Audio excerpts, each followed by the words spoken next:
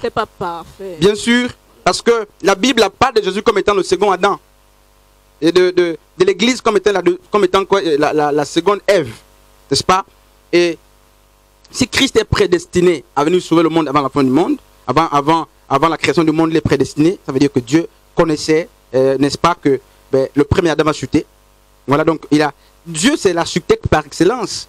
Il connaît toutes choses. Donc rien n'échappe au Seigneur, au contrôle du Seigneur. Tout est planifié. N'est-ce pas? Tout est planifié. Mais je nous refuse d'accuser Dieu dans nos échecs, dans nos chutes. L'homme choisit. Oui, Papa Frédéric. Oui, pasteur, excusez-moi, j'ai encore une question. C'est un peu par rapport aux noms. Le nom? Voilà, les noms. On voit parfois dans la Bible, bon, pas parfois, lorsqu'on lit la Bible un peu dans l'Ancien Testament, on constate que avant que l'enfant ne vienne au monde, Dieu a déjà donné le nom de l'enfant.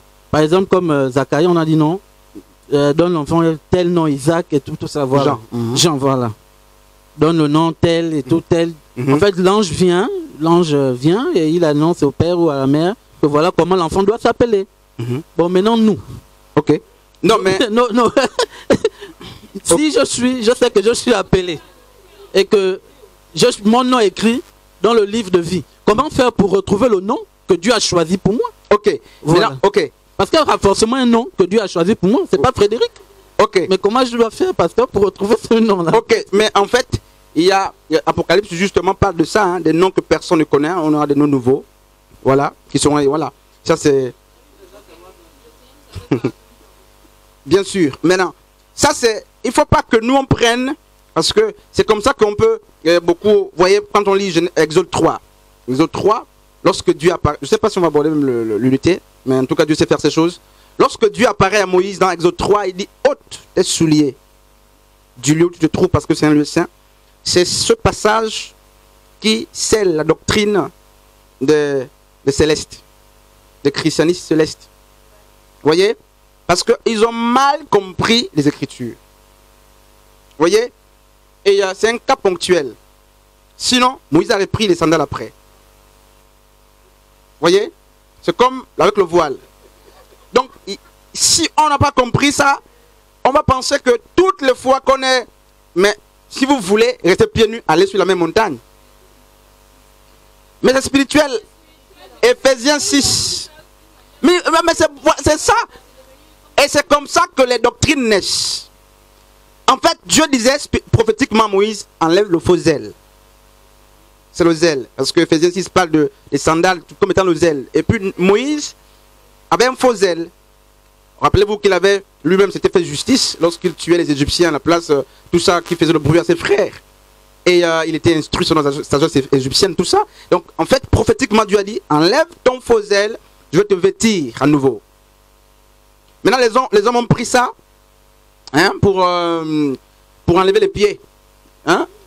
Enlever pas les pieds, enlever les sandales dans les... Vous voyez la sorcellerie, vous voyez à quel niveau nous sommes?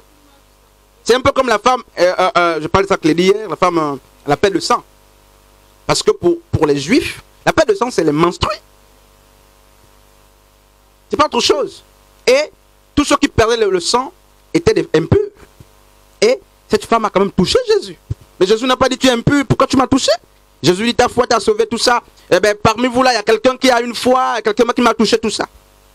Mais quand même, sur ces gens-là, je ne peux pas me les citer les gens, n'est-ce pas? Mais, ils vont vous dire toujours de l'impureté, quand vous êtes à menstruer. Les gens n'ont pas compris le message. Ils n'ont pas compris. Moïse, c'est pas Jésus qui a donné le nom à Moïse? Ah non. Sauver des eaux, c'est pas Jésus qui a donné.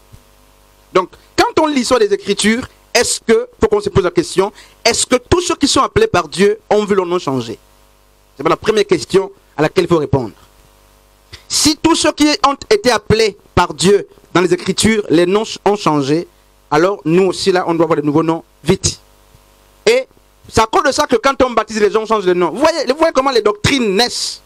Que non, ton nom du baptême. Non, c'est pas comme ça se passe.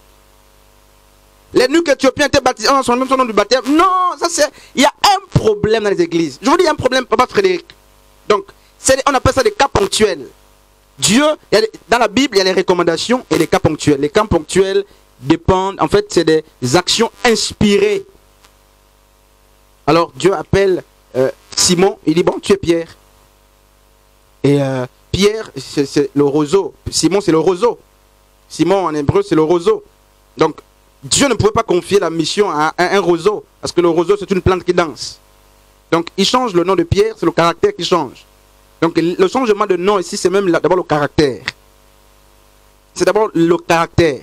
Parce que Dieu ne travaille pas avec des personnes qui ont un caractère passé. Donc quand il prend Pierre, puis Simon, après que Simon ait trouvé la révélation de Jésus, il faut rappeler en Matthieu 16, il dit tu es Pierre maintenant. C'est là que le nom de Simon a été changé. Donc Simon qui était une plante fragile, qui dansait parce que c'est ça. Et cette plante qui était Simon, mais c'est ce qu'on trouve dans Ephésiens 4 à partir du verset 12 à 13. Hein? Ne soyez pas emportés partout dans les discours. Donc cette plante-là, justement, c'est l'attitude des gens qui dansent. Donc voici ce qu'était Pierre.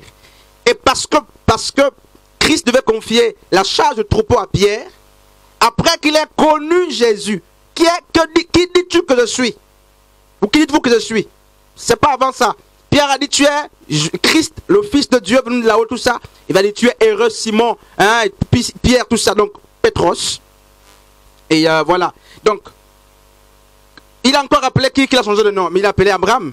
Il a changé le nom en fonction de sa destinée. Il a appelé Sarah. Il a changé le nom en fonction de sa destinée. Hein, n'est-ce pas? Et Jacob qui est devenu Israël. Maintenant, est-ce que tous les apôtres ou tous les hommes qui sont dans la Bible là, ont vu les noms changer? Si oui, on doit devenir, donc, on doit changer aussi nos noms tout de suite. Il faut qu'on demande à Dieu de changer nos noms. Donc, le problème n'est pas tant de changer le nom comme une appellation comme ça, diminutif ou dénominatif, non. Non.